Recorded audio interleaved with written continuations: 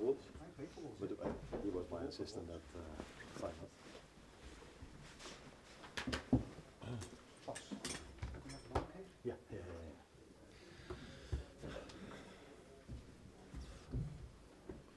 Chris, want to go first?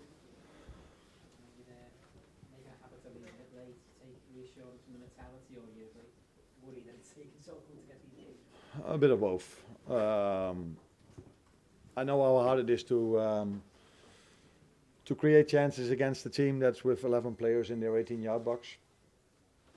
It's, by the way, very good that they do this because they've almost got a point. So I'm not saying anything negative about it. I'm just trying to explain how difficult it is against a Premier League team, because they're very good players as well. If they defend with all of them back, and they hardly try to bring the ball out from the back because the goalkeeper every time plays long, and we don't score from a set piece, then the only thing you can score is from open play. And open play is quite difficult if you have to outplay 11 players in their own 18-yard box. That's what we saw today. So you come close, but every time there's a foot in between or whatever, no really open chances.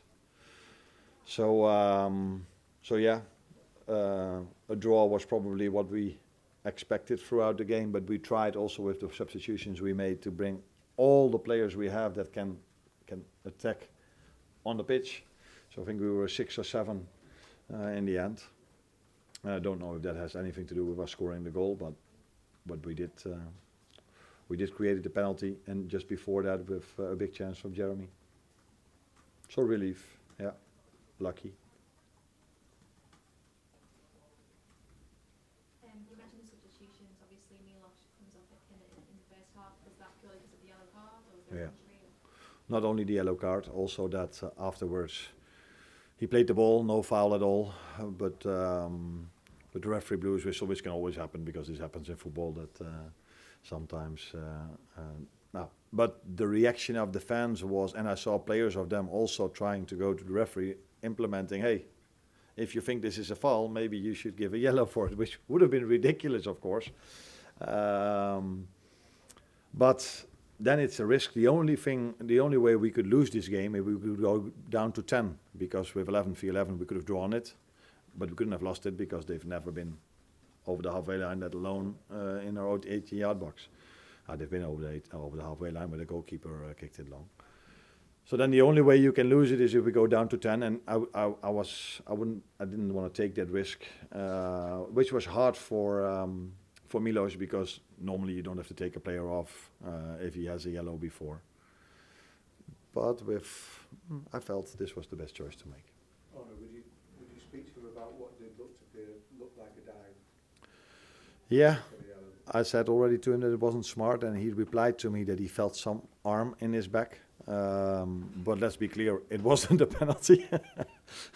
But if there was contact, yes or no, I cannot tell you. But it's never smart. It is funny, by the way, that the 2 dives, if this was a dive, we've made in the one year and a few months that I'm here, that both led to a yellow card, which led to the suspension of Ryan in the last game of the season, and now. So yeah. We're not really good at it. I see it happening a lot without referees giving yellow. But the moment we do it, if it was a dive, he told me he felt something, but it wasn't a foul, that'd be clear. Then it's not smart. That's also clear. When the game's going like that and you're not looking like you're going to get the goal, do you have to contemplate on taking Mo off? Because it wasn't his best afternoon today, or was it just simply you'd overload him with, you want to overload with attack? Yeah.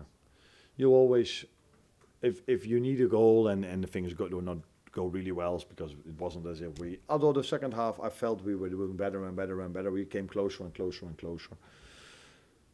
But yeah, I thought about almost every substitution you can make. But in the end, you always come back to the fact that I don't want to leave this stadium with a draw thinking I didn't brought all my attackers in, all the guys that can score a goal. And in another game, you maybe wonder, is it worth the risk to play with 7 attackers? But against a team that plays with 11 players in their 18-yard box, that's, I think, not a big risk then. So, that's why we decided to do that, and taking Mo off if you need a goal. It will probably happen this season or maybe next season, but it probably won't happen a lot. Could I just ask on Alexander, you explained Yeah. at the start the reasoning why he wasn't in the game. Did he train this morning back at AXA? No. No, he did recovery, but he got a hard and tough session yesterday. So I can explain you, but it's going to take a few minutes. But it's not that difficult to understand. So if you start the season when the players have been off for 3 or 4 or 5 weeks, you give them a certain base. So you give them a lot of good sessions before they are able, in the end of the week, to play 45 minutes. We got him from Newcastle in a state where you could say his pre-season is going to start now.